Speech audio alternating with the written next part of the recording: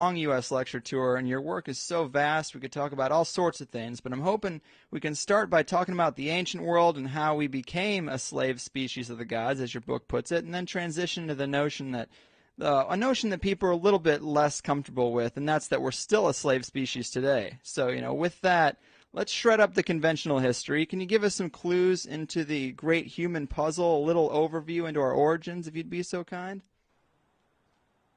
Yeah, thanks very much, Greg, and thanks for that intro, because it's really important to bring together, as you introduced it, the past and the present. And what is fascinating, I find, some of the presentations I did in the USA last year, when I started pulling in the current events of today and the complete and utter enslavement that we find ourselves in as a species today, towards the end of my presentation, some people got a little confused, and then they approached me afterwards and say, why are you bringing politics into archaeology and origins of humankind? Why are you mixing the two?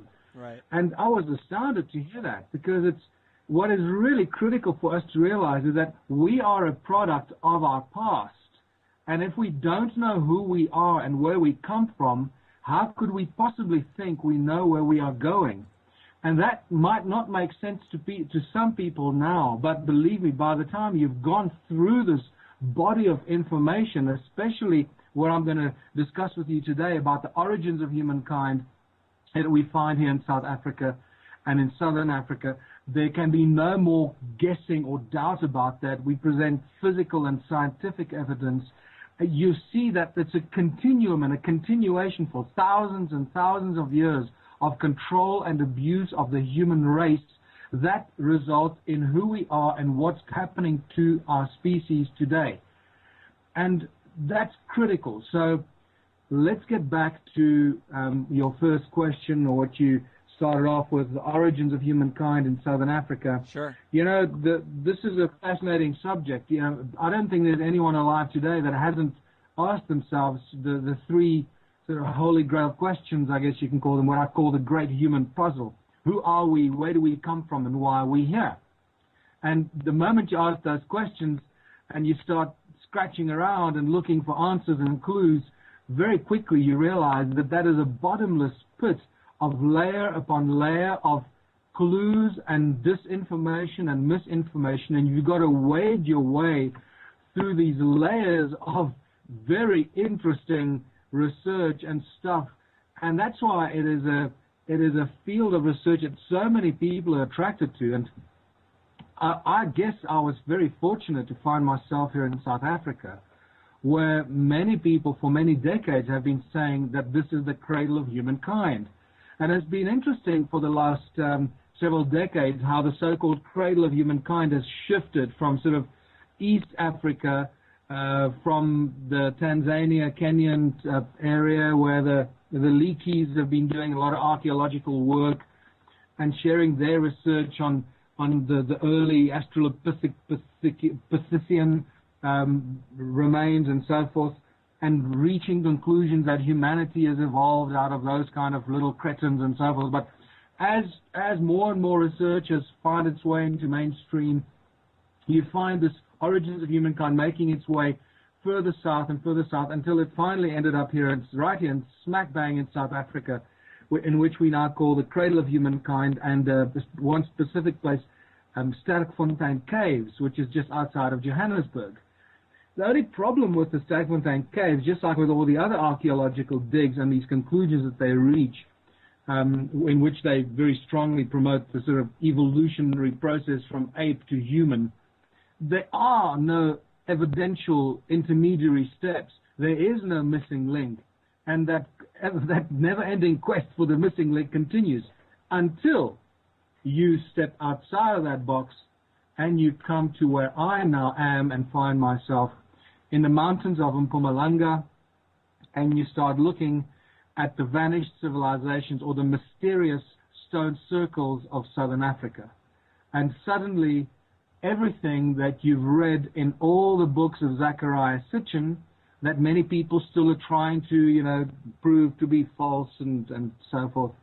And once you realize that I've now presented the physical evidence of what Zecharia Sitchin has been writing about for 40 years, 50 years before he died.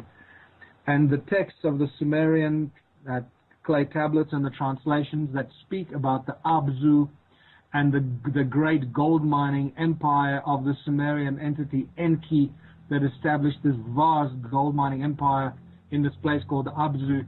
And you start connecting the dots, you realize that this is it. We have found, and I present the physical evidence of the Abzu, irrefutable evidence of gold mining, stone tools and artifacts that go back way over 200,000 years. And I think we close the loop of any speculation or hesitation that this must be what the Sumerian tablets refer to as the gold mining empire of the so-called Anunnaki. And once you get into the Sumerian tablets, you realize that that's really what they deal with. They deal with the Annunaki gods, these beings that arrived from some distant planet. There's still much speculation as to what the planet was called. Some people call it Nibiru. Zecharia Sitchin calls it Nibiru in all his work. The Anunnaki gods, the gods of heaven and earth, and therefore Sitchin calls them the Anunnaki, as in in heaven and ki being earth. So the Anunnaki, the gods of heaven and earth, that came to earth looking for gold, and they found it in huge quantities right here in southern Africa. So yeah, that's really what I present, and it just grows into a beautiful story the deeper you dig.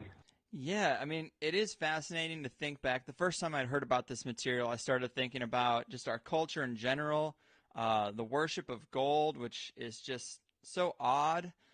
Even in the ancient world, like everything being made of gold, and it goes today. Like everybody's talking about dumping your U.S. currencies or your Western currencies to get into gold, because gold is where the real value is. And it's really no different than another, element or another thing you would pull out of the ground.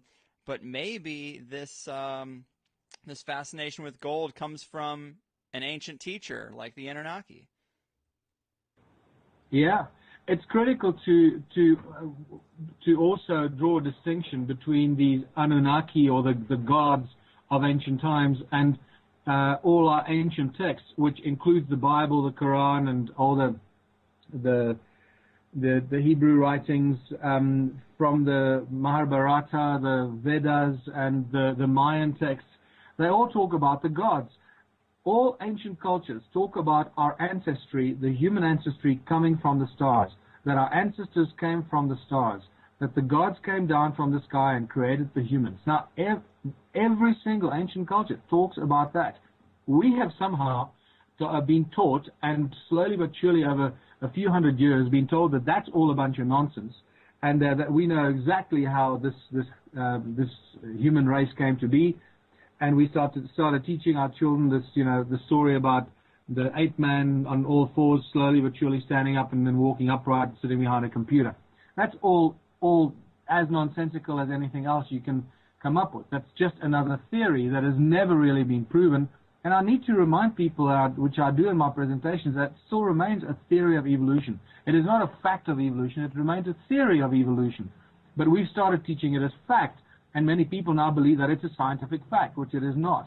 Mm-hmm. Just like it's the theory of the origins of the universe has now been put to the Big Bang. The Big Bang is where the universe comes from. Well, that's just a theory. We don't know where the universe comes from. So all these things, and even Einstein's theory of relativity, these are all theories. But because our education system is completely and utterly controlled by those who print the money, and we're going to come back to that, you realize what the agenda is.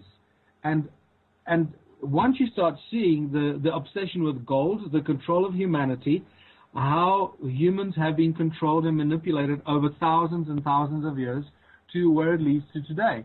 The same group of people that were controlling the money 6,000 years ago, when we find the first Sumerian clay tablets and the first references of money and banks, and the temples in Sumeria that acted as banks, and the priest kings that acted as the first bankers.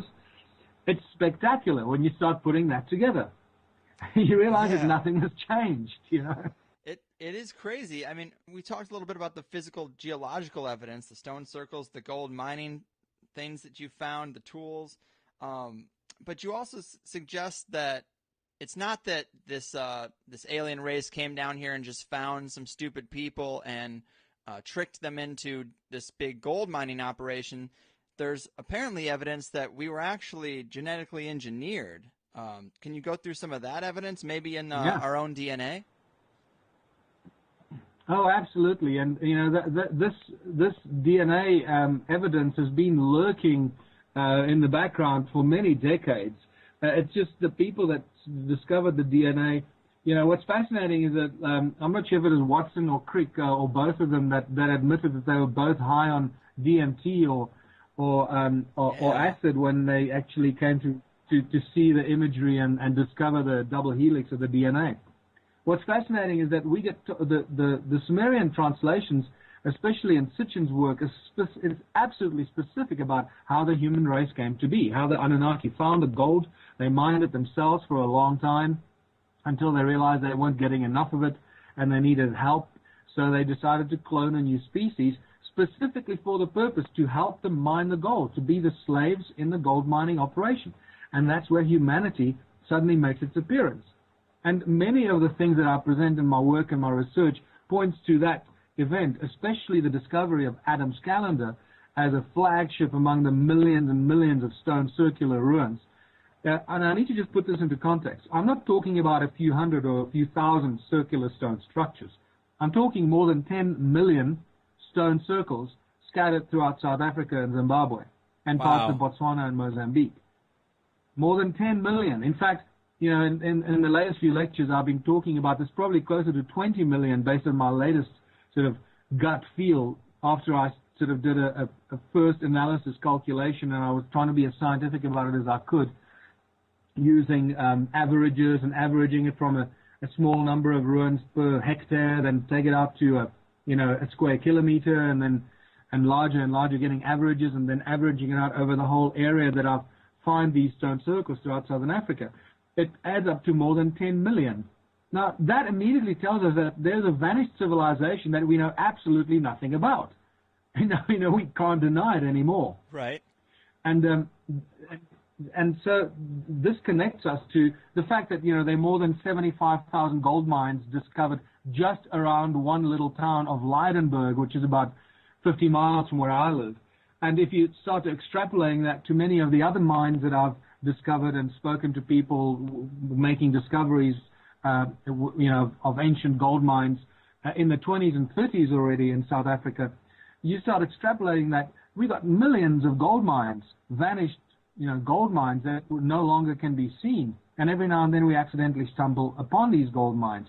One such example, I must tell you, was in the early 70s when the father of the guy that actually is our legal advisor, Raymond Dix, his father worked for the mining industry on the West Rand in a town called Carltonville.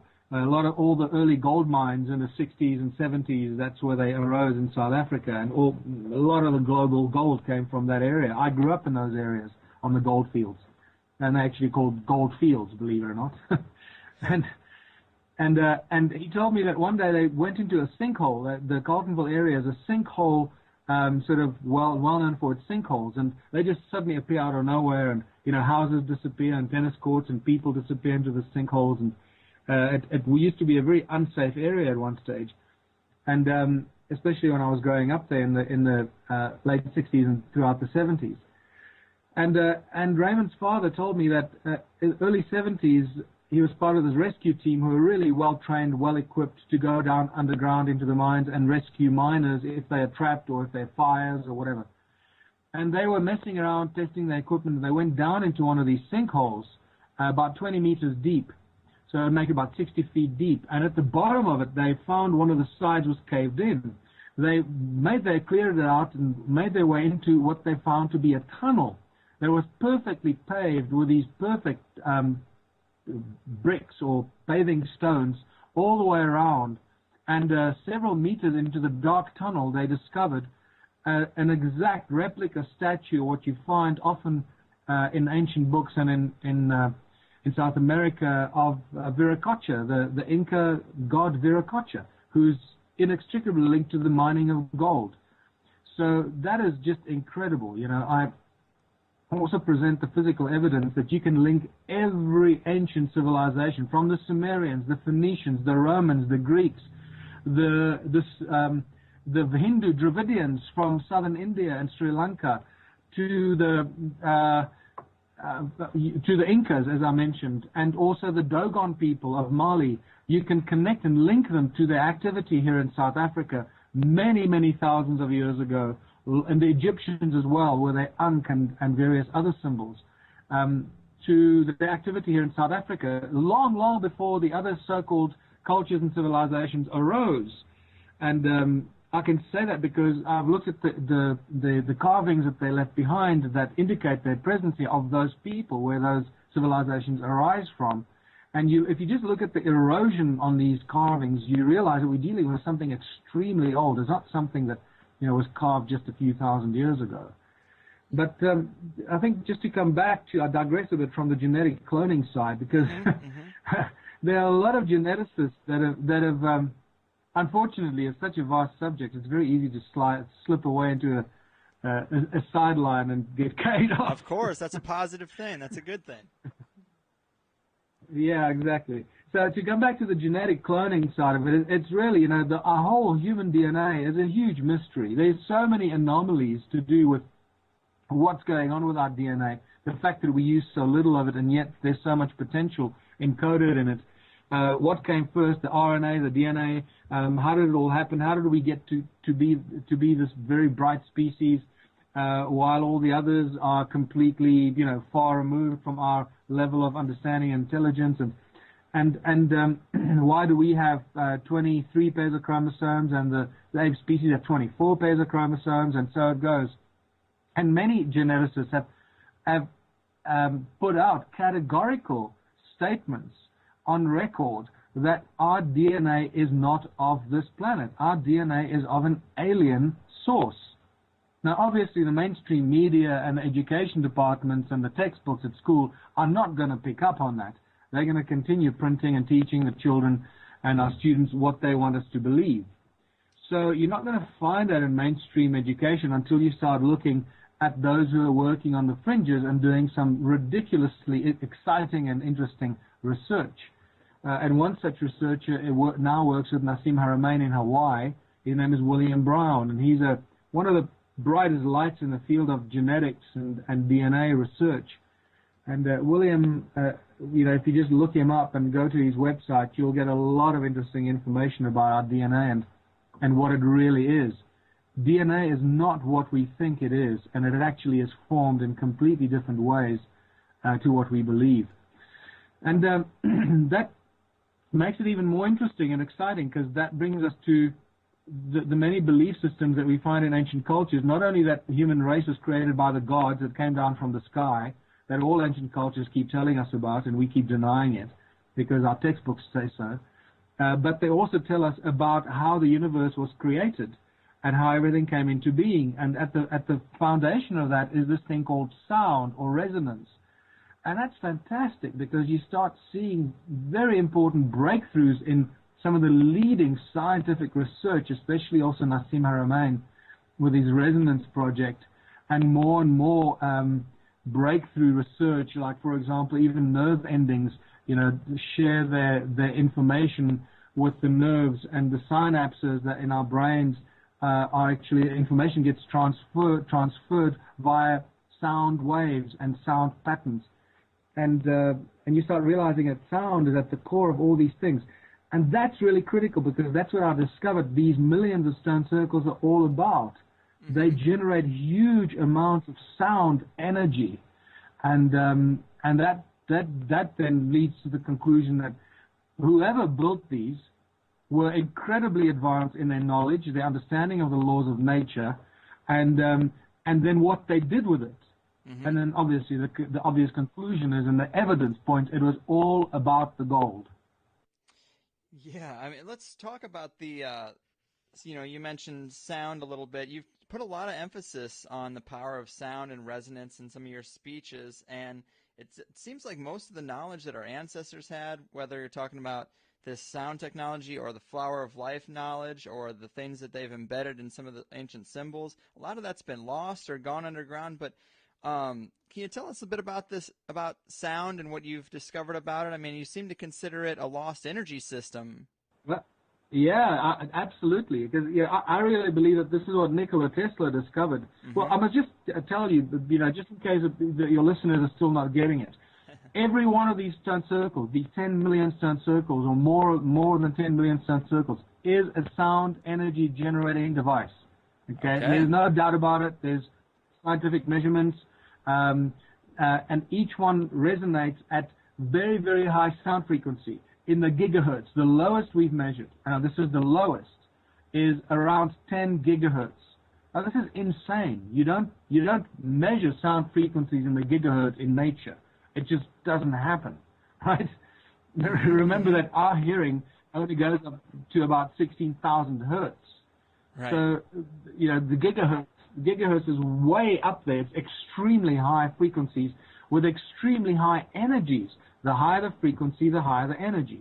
So as a result of these very high sound frequencies that these stone circles vibrate at, they generate huge amounts of electromagnetic energy and electromagnetic fields that we've also measured. So this is not just speculation. This is scientifically measured, proven, and shown in the work that I've done. And so we've got free energy devices sitting here staring us in the face, and we don't know how to use them. Except, I believe this is exactly what Nikola Tesla found when he built his, Tesla Tower on Long Island in 1902 or 1903, whenever it was.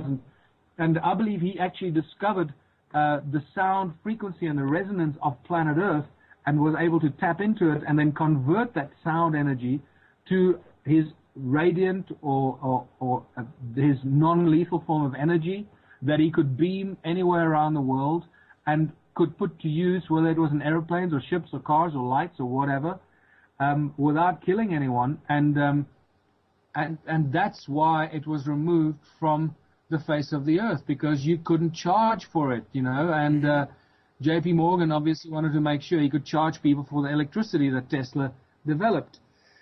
So you start seeing the layers of deception and control creeping in here and crawling in here. And I've been asked on several occasions I'm lying, I've been asked on 2 occasions to appear on Ancient Aliens, on the TV show Ancient Aliens. Yeah. And after about a month of talking to the producers of Ancient Aliens, suddenly I get an email saying, sorry, we'll no longer be interviewing you. And I've been wondering about why that is. And it suddenly hit me that, most of what they talk about on Ancient Aliens is really exciting and interesting information, and it has incredible discoveries and so forth. But when you get to showing physical evidence of ancient sites that actually are energy generating devices that still give us energy, that cannot be denied, we show it scientifically, that changes the game completely, doesn't it? It does. Yes, it really does.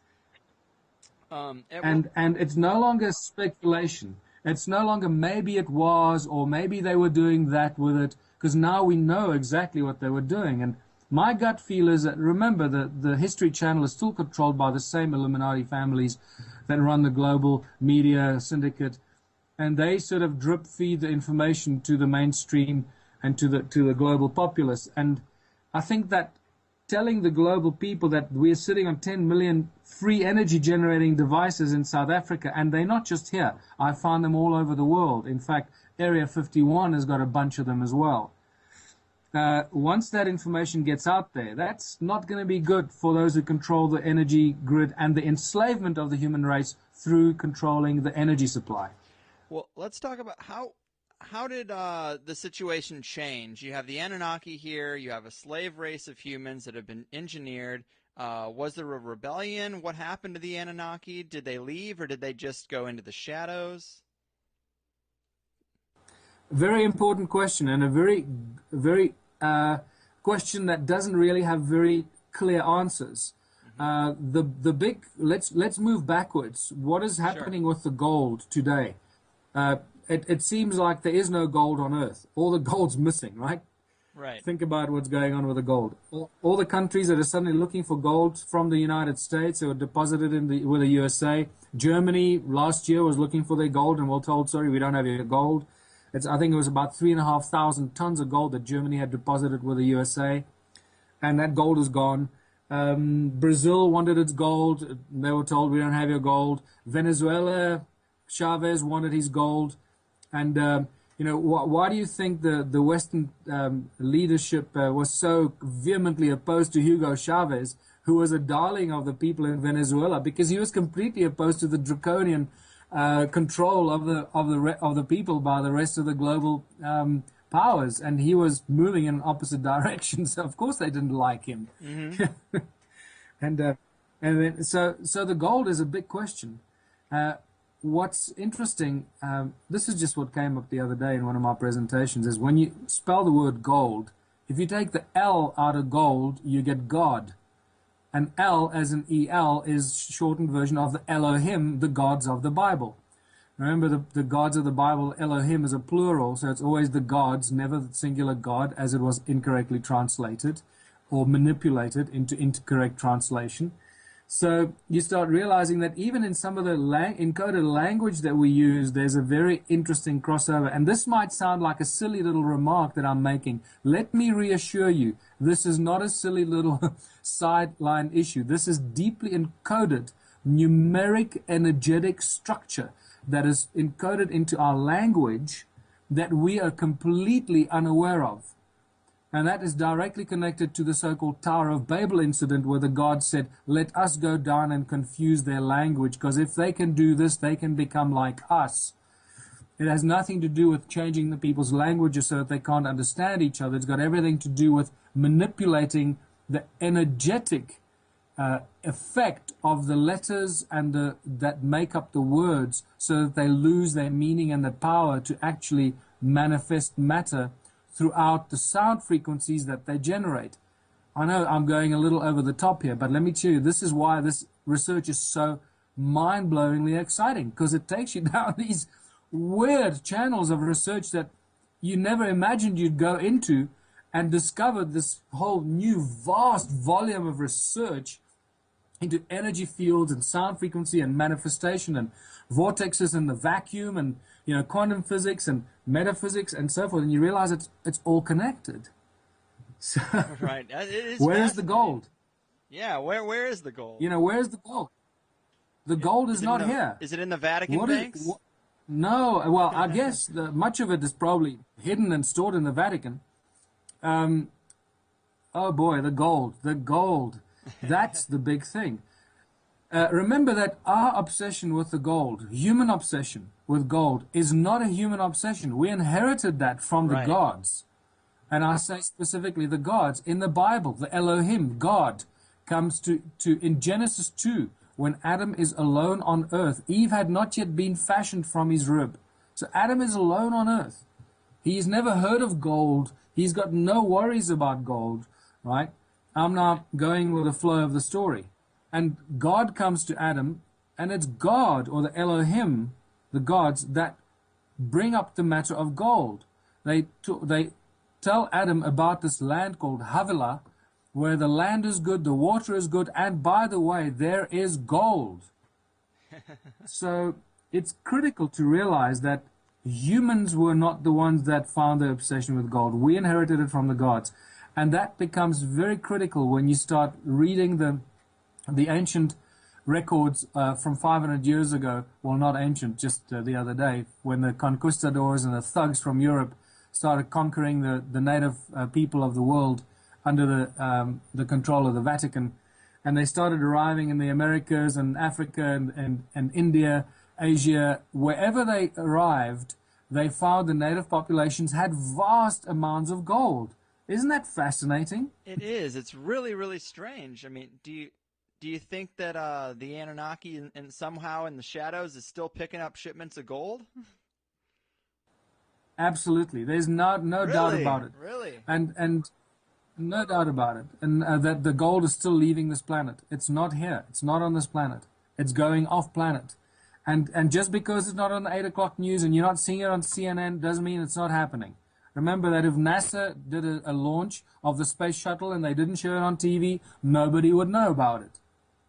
That's true, man. It's that simple. It really is. And this kind of touches on, the famous David Icke stuff, that the global elite are descendants of the Anunnaki. And I've always thought, motivation-wise, what is the motivation for some of these global elite to keep going to meetings, to keep controlling the population? Because if I had $1 billion in the bank, I wouldn't give a fuck what anybody else did. I would just secure my own freedom, hole up, and do my own thing. But these people are still like basically working a 9 to 5, and there's got to be a motivation behind that.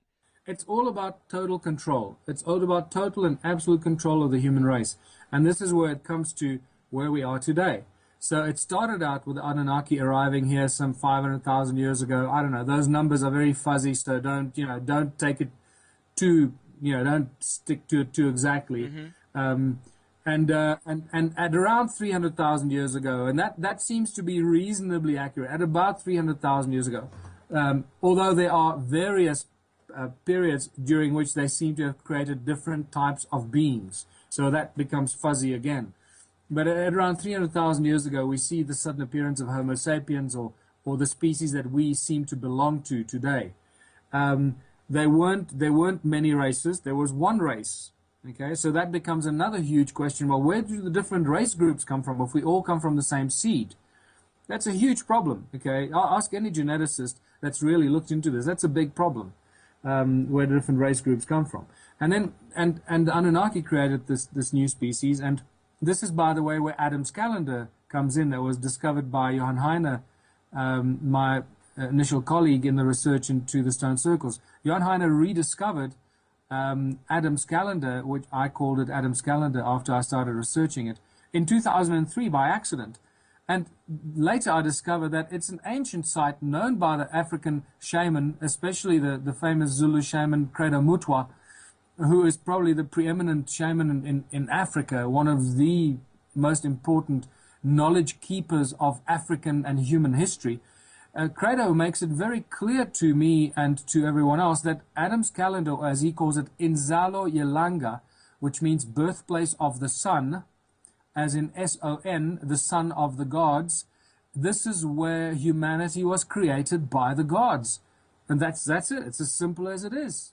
If you don't want to believe it, that's fine. That's your own problem. Get on with your life. Go to your 9 to 5 job and, retire and die. Right. Otherwise, get caught up in this amazing new wave of information that's reaching us. Realize that it's far more mysterious and intriguing than we could have ever imagined.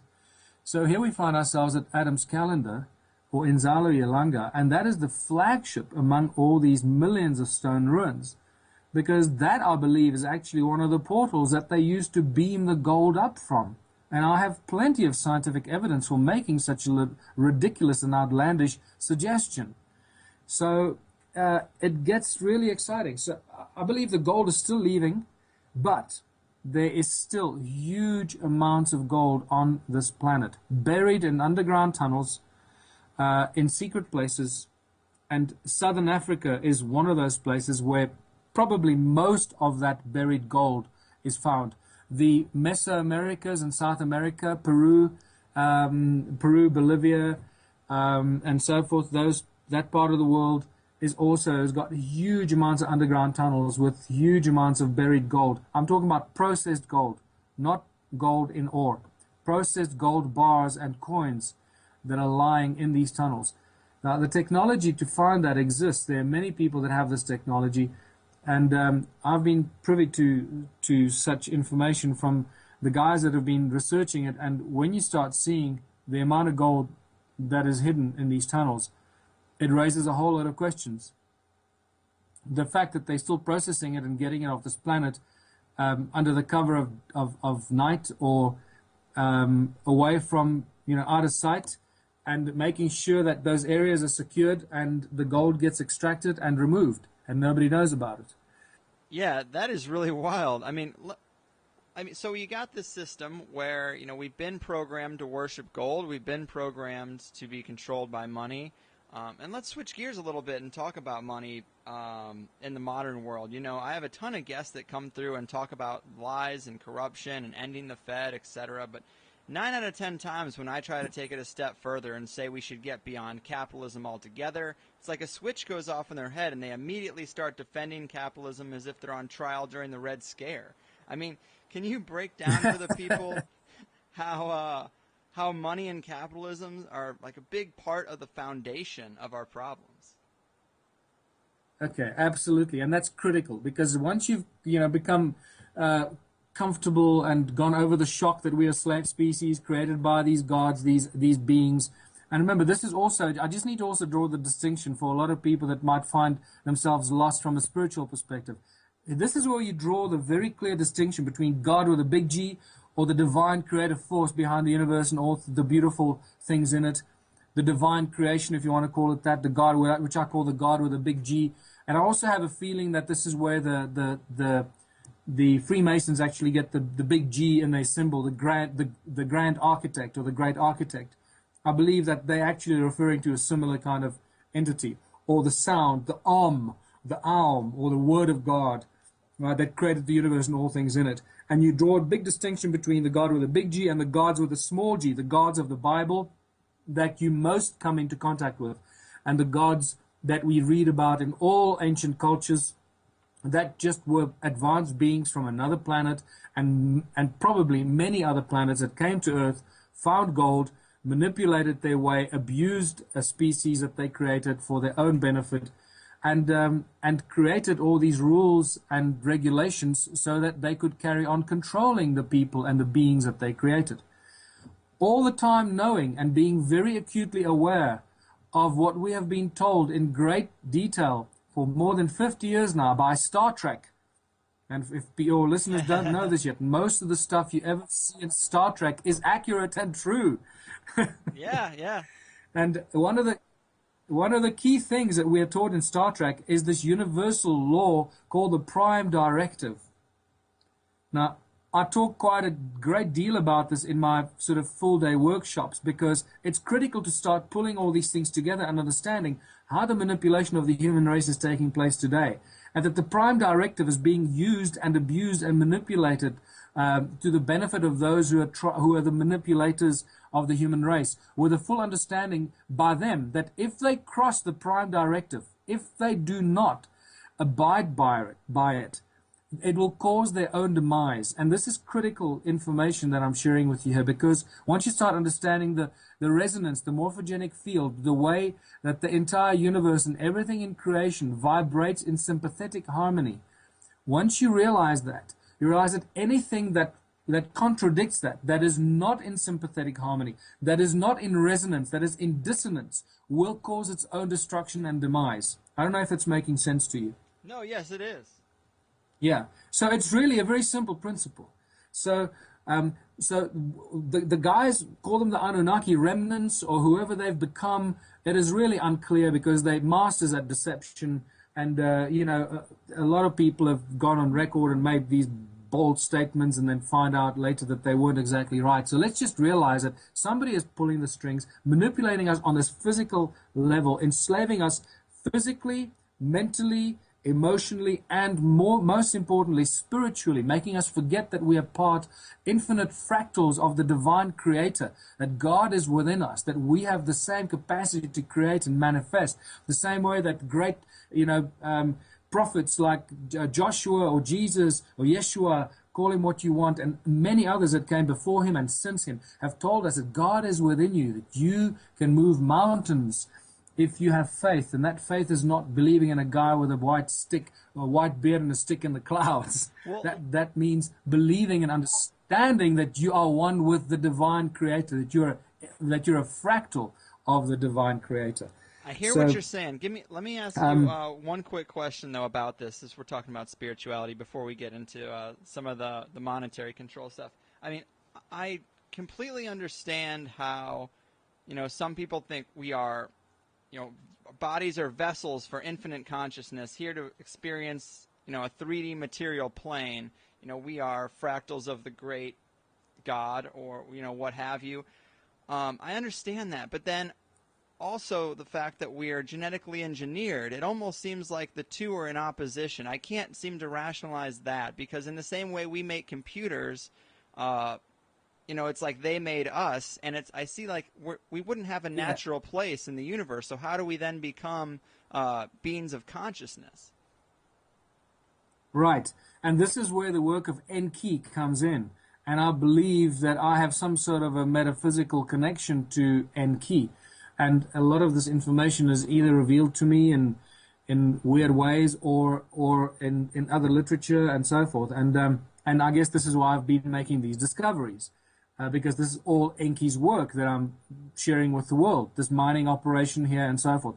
Enki was also the guy that had the knowledge to do the genetic coding and the genetic manipulation into creating the new species. And Zecharia Sitchin goes into great detail in more than 14 of his books into how this all happened. And this is where Enki's work comes in. He realized that by creating a primitive species that was trapped and could not evolve consciously, he would be contravening the prime directive. And therefore, he created a creature, and it's very clear in the translations of Sitchin, and this is fantastic when you start putting these pieces of the puzzle together, where you read where he encoded and I love the name that the Sumerians tablets give the DNA. They call it the entwined essence, which is so much more eloquent than DNA, isn't it? Yeah, that's good. So when he gave the entwined essence more parts that would allow the creature to grow and to evolve and to become wise and etc. So he allowed the creature to grow in its own consciousness and reach high levels of consciousness, and then join at some stage in the future, join the universal community of conscious beings. Okay, so that is really the process that he started, knowing that at some stage they would lose control of the slave race that they created, allowing them to become beings of their own consciousness. That was overridden by those who didn't want to let go and didn't want to allow this new species to reach their own universal, harmonious consciousness with the divine source from which we come.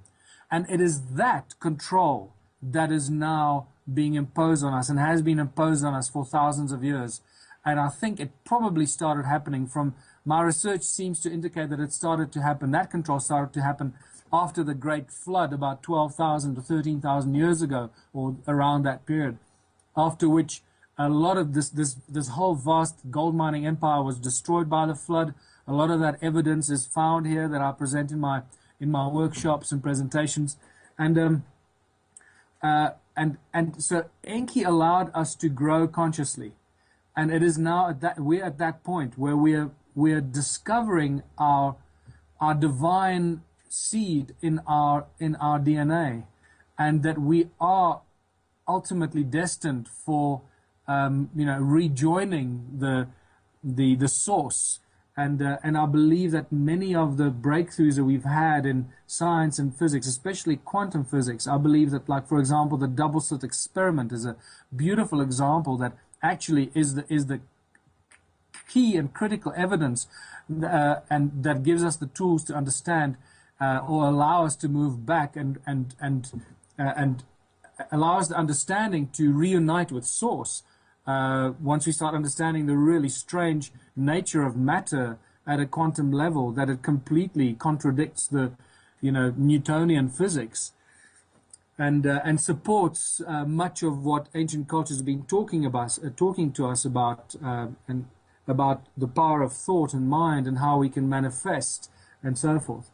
So yeah, it's critical. I think that what the Anunnaki also did is they did a lot of damage on this planet. There's no doubt about that. But at the same time, I think there are many of them who are still around, possibly not in a physical form, but a higher level spiritual form, that are doing as much as they can to help millions of us wake up and realize that we can and have the potential and have the ability to step out of this trap and this enslavement. And money is the tool of enslavement. So let's come back to this money. I think it's important at this stage. Absolutely. it's very important, and for those of you, and if you in the United States during the month of July and August, please look at my website where I'm going to be presenting. I've got 16 or 18 venues in mostly in sort of Western United States and the South, and come and look at one of our presentations to get a better perspective of what I'm talking about. But money is not what people think. Okay, the entire global monetary system was created by the Anunnaki and given to the Sumerian priest kings. When you read the Sumerian tablets, there is no mention of money at all among the Anunnaki or the Anunna gods. The only time money comes into question is when they talk and deal with human beings. Suddenly money appears. And it is very clear now from our research that the first money appeared shortly after the flood. Money is not a process or part of evolution, so-called evolution. That is what the historians and those who are trying to deceive us with writing disinformation in our history books have tried to deceive us. They're trying to link the evolution of money to the evolution of the human race, and that is not true, because that'll make us believe that sort of it's hand in hand, that money evolved out of thousands of years of barter and trade. That is an absolute lie. That is not true. Money suddenly and mysteriously and overnight appeared in humanity, and I found the physical evidence for this the other day. It is brand new information, and you've got to scratch and look around for these things, and it's once again in the form of a Sumerian clay tablet that is in the British Museum of all places, right there in plain sight, as it always is, isn't it? Yeah. And this clay tablets, first of all, what happened after the flood is when we first see the appearance of kings and priest kings. This is when kingdoms on earth appear. Suddenly, out of the blue, you suddenly see kings rule the world. And that's just the most bizarre and mysterious thing that could ever happen. All you got to do is ask yourself, how did these kings come to be? Who were they? And how were they so powerful that they could suddenly impose themselves on all the other people with whom they must have lived before they became kings? Right? So here I am. I'm living in my community, in my village or my town. Everyone's living together, and suddenly tomorrow morning I wake up and I have a bright idea, and I call everybody together and I tell them, listen, as of tomorrow, I'm going to be this thing called a king. I'm going to rule over all of you here in this town and village, and all this land now belongs to me, and you're going to have to work my land to be able to live on it, and you're going to have to pay me taxes or bring me food so that you can live on this land that now belongs to me. What do you think the rest of the people in the community are going to do to you if you try and impose yourself like that on them? Yeah, you'd think they'd be coming at Right. you with pitchforks. Exactly. So how kingdoms suddenly appeared out of the blue is a great mystery. And yet the Sumerian tablets give us, once again, as they always seem to do, give us a very clear indication that the kingdom was lowered to earth from heaven when the gods came down and appointed kings from among the men to rule over the people. And these priest kings, they were also the priests because they were the communicator between the gods and the people. These early priest kings that suddenly appear after the flood were given huge knowledge. They were given magical tricks that they could perform with which they could subdue and control the people. And that is how they took control of the people, through fear and subordination and subjugation. Right? The people didn't willingly, enslave themselves to the kings. They were forced into working for these new priest kings that had these weird magical powers. And the first thing that these priest kings did, they introduced money and the concept of money and remunerating people with money. The other important thing is that money was never in the form of gold. Money was always in the form of silver, because the gold belongs to the gods, like all the ancient cultures told the conquistadors when they arrived in the Americas. When they asked, who does all the gold belong to? They were told, the gold belongs to the gods, just as they did in Africa and in India, everywhere. So the gold was never used for money, and silver was always the first form of money. Now, the clay tablet that I show is a beautiful example from 2046 BC from a Sumerian temple where the priest kings were operating as the bankers and the Sumerian temples were already operating as the first banks. And this clay tablet is probably the oldest bill of exchange that is available to be seen today. It's spectacular, and it records in writing, in a clay tablet, the deposit of 8 silver shekels into the bank, into the temple, to the priest king by this guy, and in return he gets given this clay tablet. It's spectacular. Wow. Nothing has changed.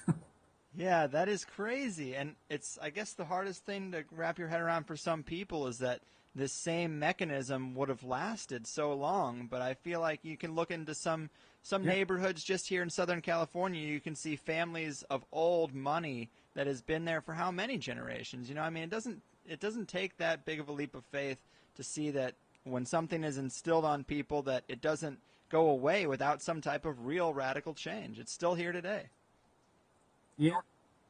So, you know, once you start realizing that money was synthetically introduced as a tool of enslavement, and I mean of absolute control and absolute enslavement, it just replaces physical enslavement. You still have to work for those who control the money.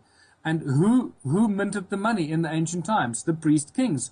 Who wrote the bills of exchange? The priest kings. People couldn't read and write in those days. People could only read and write from very recently.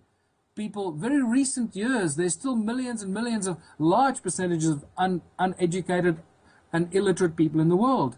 So only those in ancient times, only the priests and the priest kings and their scribes could write and could issue these bills of exchange. So they could do what they want with those people and put the royal seal on it and take total control of the people for already more than 4,000 years ago. That's how far the evidence goes, and I believe it goes a lot further back in time. So the same system goes today. Those royal bloodlines have been in power and control of this planet for thousands and thousands of years. David Icke has shown that in great detail, and many other researchers. I don't have to redo that. I'm just picking up and showing the link of money and how that's been controlled together with the origins of humankind, the gold mining empire of Southern Africa, and where we are today. And unless we get rid of money, and unless we stop using this form of control that these banking families are imposing on every single living, breathing human being through our governments, through our large multinational corporations, until we stop using their private money, we will remain forever enslaved. That is the big awakening I believe we all have to go through. Man, I completely agree with you there, and that's what's so scary to me and off-putting when somebody defends capitalism so aggressively and refuses to think that there could be an evolution beyond that. But you actually, before we go, I want to talk about the system that you suppose, which is Ubuntu contributionism. Can you tell us a bit about what that is? Yeah, it's a simple system that's been used for thousands of years by native people of the world. Every native population around the world used the system of what Africans call Ubuntu. And I called it contributionism when I first wrote Slave Species of the Gods. I realized that we need to move beyond money, that money is the absolute tool of control. It is the hurdle to all progress. And, you know, without money, we can't seem to do anything. The moment you remove money and you just put people there and their will to create and to develop and to initiate, to invent and to build and to construct, you suddenly have this huge abundance. So I propose the system of Ubuntu, which has the 5-point mantra: no money, no barter, no trade, no value attached to anything greater than anything else, because all of our contributions are and should always be equally valuable. And finally, a system and a society where everybody contributes their God-given talents or their acquired skills and passions to the greatest benefit of everyone and all in their community. It's as simple as that. You don't need money. We need love, we need food, we need water, shelter, we need science, we need architecture, we need we need arts and culture, we need all the beautiful things that we can imagine in the world. The one thing we don't need is money.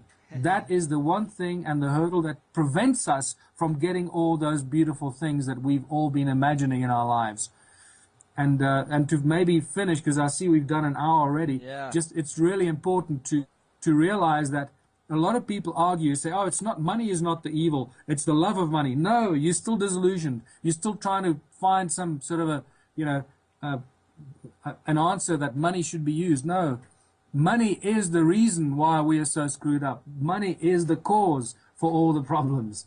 It's the presence of money. It's the mere presence of money that creates all the problems.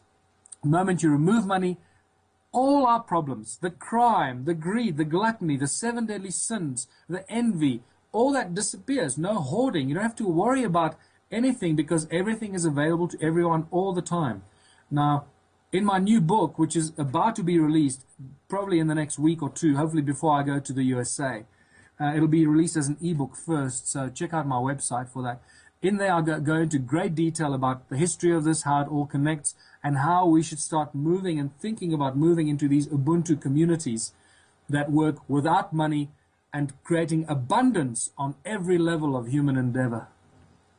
Man, that is awesome. And that book in particular is something I definitely would like to get my hands on. I mean, this is something that I've been preaching for a while, and I face so much resistance in talking about the fact that money is the problem. And one of the biggest points of resistance, if we can say a few more things before we go, is that a lot of people would argue that we don't have the technology or resources to have unlimited energy, water, and food for everyone on the planet, and that money is an artificial barrier between people and resources, which is a necessary evil to manage those resources. But what would you say to those people? That's just a fallacy? It's absolute hogwash. They don't know what they're talking about. They're just regurgitating the propaganda they hear on the news or read in the papers. It's absolutely insane. We live on a planet of abundance.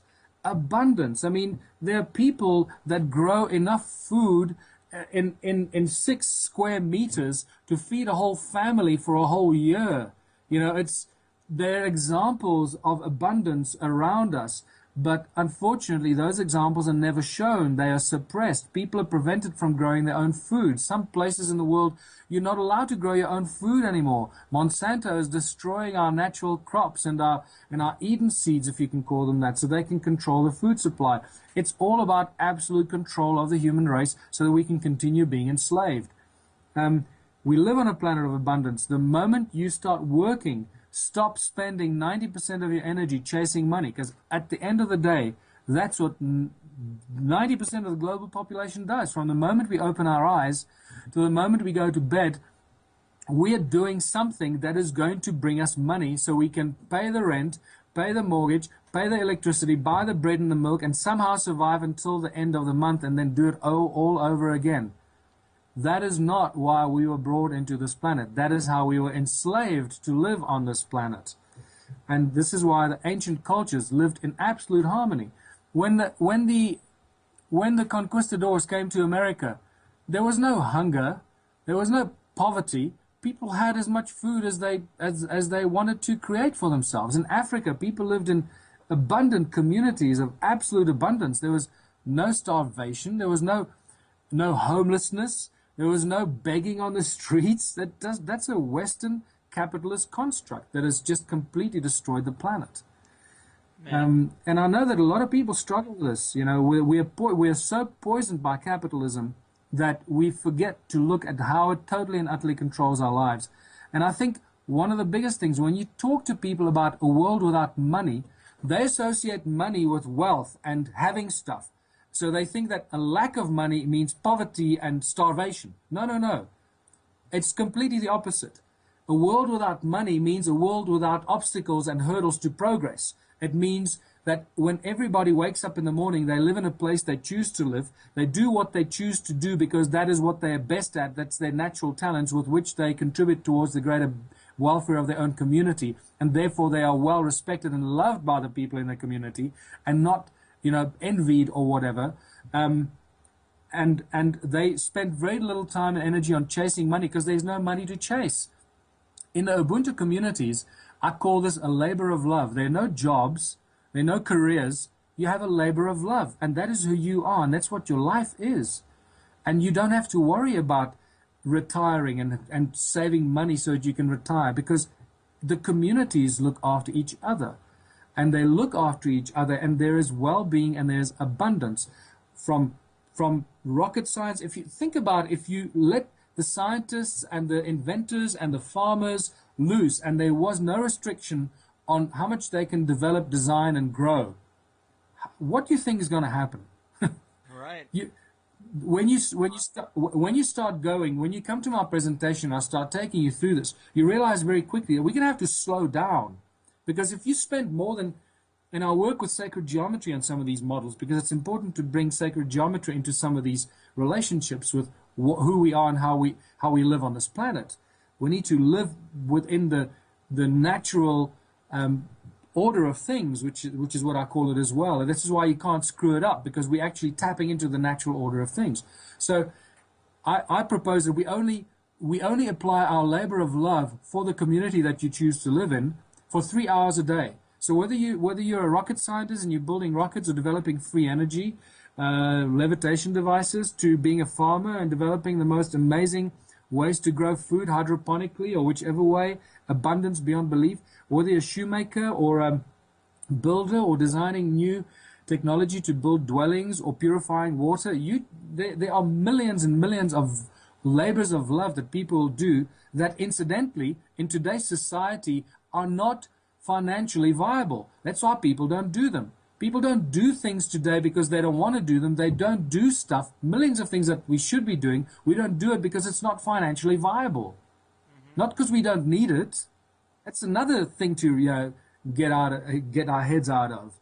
There are millions of people that want to do certain things that they know will be good for the community, good for developing or improving this sector or that sector, but they're not allowed to do that because it's not financially viable, or it'll undermine the mining or the energy companies or the oil companies or the drug companies, So you got to slow down. 3 hours a day, I believe, is all that we would have to do doing our labor of love, what it is you love to do.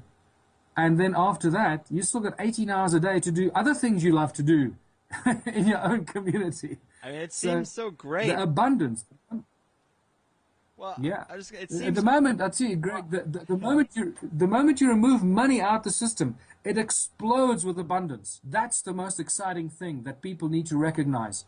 And it's the fear, unfortunately, it's the fear factor. When you say the word a world without money, people think, oh, poverty, living in starvation, living in caves, going back to the dark ages. No, use your brain, please, people. If you remove money, you're turning it upside down. You're exploding the potential. You're allowing people to develop things that we can't even imagine about developing. Free energy and ways of life that we can't even dream of it today, because we can't allow ourselves to think that far. It is ridiculous. I mean, everybody knows now about the technology of 3D printers, and I mean, if every town had a community center, a library of 3D printers, I don't understand how you would still have a Walmart or need slave labor from overseas when you can make your utensils in this machine. I mean, it's directly opposed to capitalism, and I wonder how. I mean, these things are definitely butting heads. I don't know how they're going to institute 3D printing where you can make things when they're abundant and keep capitalism around. No, well, capitalism is only around because it's controlled by the royal banking bloodlines that have been around for thousands of years. And remember, they make money out of thin air. It's that simple. They just print as much money as they want to print, so they can play this game for as long as they want and for as long as we allow them to. So it's up to us to say, listen, buddy, we're onto you. We know what you're doing. Your time's up. You've had 6,000 years of fun, and that's now coming to an end. And this is why I believe that this 2012 period is truly where we've entered the new age, and where people are waking up rapidly and realizing what's been done to the human race for such a long, long period of time, and standing up and saying, okay, that's it, no more. We've had enough. We're going to take back this planet. We're going to turn it back into the paradise it's supposed to be, and live our lives the way that God, our Creator, intended us to live our lives in abundance, and giving effect and using our God-given talents with which each and everyone is born, because that is what we are supposed to do, to use our talents. Man, it's fascinating stuff, and I know it's about that time. Before we go, I guess my last big question for you is, what are some of the concrete ways you would suggest we transition into this society? Because I'm a very cynical and depressed person, because I just don't think that people are waking up at the rate they must, or waking up to enough of the facts, because it's hard to get past that last layer, which is the monetary system. How would you institute these changes? How could we make some progress? There are going to have to be several and multiple prongs of approach. I don't want to use the word attack because that's negative. So we got to stop. First of all, we got to find ways to stop using the money that's printed by the private bankers. That's a tall order.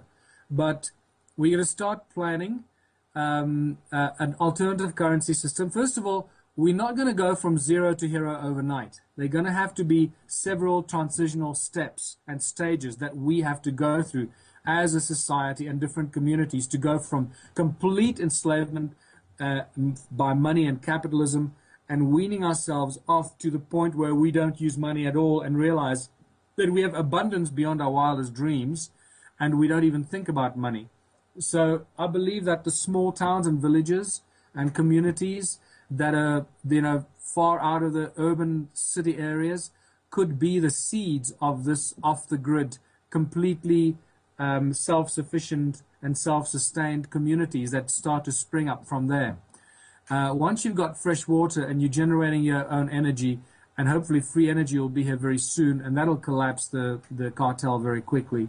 I believe that once a community comes together and pools its money on a monthly basis and starts to dictate to the authorities, whether it's the municipality or the council, whoever controls the supply of the services, the electricity, the water, or whatever, starts to dictate to the councils of what the community wants. I call it the Council of Elders. Appoint a Council of Elders from within your community.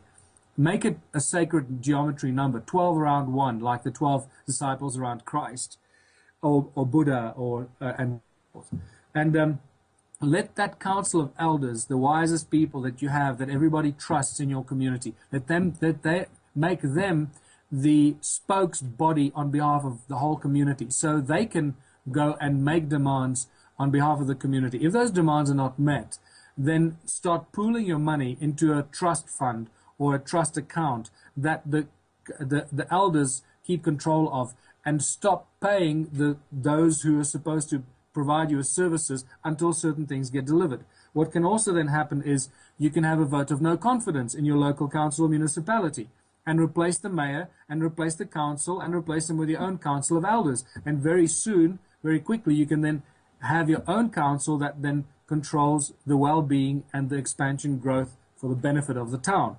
That's on the sort of political front, now that kind of maneuver. On the other side, start pooling the money in the community and start developing community projects. Obviously, the obvious important projects, whether it's free energy, food, and water, and everything to do with creating, whether it's building materials and whatever the community can create, and start making that available for a fraction of the cost to those who participate in the community. That's why it's called contributionism. Right? You contribute your time and skills, and you get the reward of whatever else that community creates. And it's not a barter or trade. If I give you 10 eggs, I'm going to get one loaf of bread or whatever. It's none of that. It's you contribute what you're good at, and that entitles you to have access to all the other things that are being contributed by all those who are contributing. So it's like a pooling of resources that everybody benefits from. So once your community is created, amount so much food and bread and cheese and building materials and windows or whatever, you let your mind run wild, right? And you've made that available to everyone in your own community. All the rest of the stuff, because you've got to make a lot more, you make the rest of the stuff available to the people outside your community at a farmer's market or something that you establish, that the neighboring communities will come to and get from you at a much lower cost than they can get it from their own community. The moment you've achieved that, you've created the domino effect. And it's going to become impossible for your neighboring communities to continue operating on a capitalistic system. Their businesses will collapse.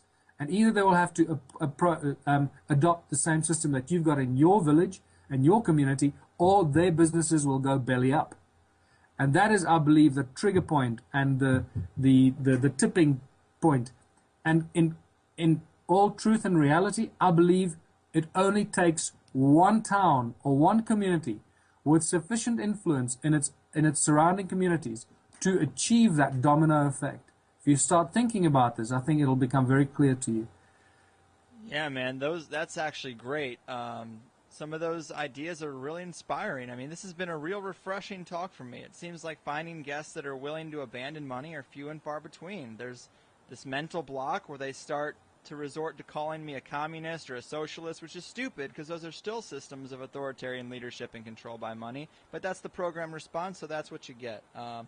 Before we go, man, we definitely need to talk a little bit about this big U.S. and Canada tour coming up in just a couple weeks. Tell us what's going on there. You know, where can people get more information? How can people come out to support these ideas and keep these kind of things going?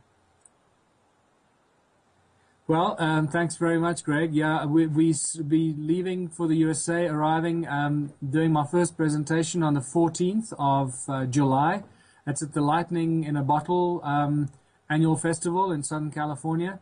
And then I go and, if you go onto my website, first of all, michaeltellinger.com, and there you'll see a button. Just click on it, and they'll take you to the page and the blog spot with all the information of the tour, with all the venues. We got all the venues in the USA. The major venue, the major event I'm doing is Contact in the Desert at Joshua Tree, with some of the biggest names in the sort of field of research, from George Newry will be there as well. Nice. Jim Mars, Graham Hancock, Stephen Greer, David Wilcock, Giorgio Tsoukalos, the founder and presenter of Ancient Aliens. He's going to be there as well. And some other amazing presenters. One of my favorite people that I've met at my first visit to the USA, Celeste Yarnell, who is actually a Hollywood star who was in Star Trek many years ago. And she's going to be speaking there as well. And a host of William Henry, and a host of amazing researchers. So check out Contact in the Desert and try and make it to that. I'll be doing 3 presentations there. So a lot of time to get a lot of this information across. And then we'll be doing the following cities. I'll just rattle them off, but you'll see them on my website. We'll be doing Hawaii, where I'm presenting to Nassim Haramein and his research team, all my research on the sound and the energy devices that I've discovered here. And that's going to blow their mind. I know once they see what we've got here, it's going to it's a whole new paradigm shift that your brain does, you know. Yeah.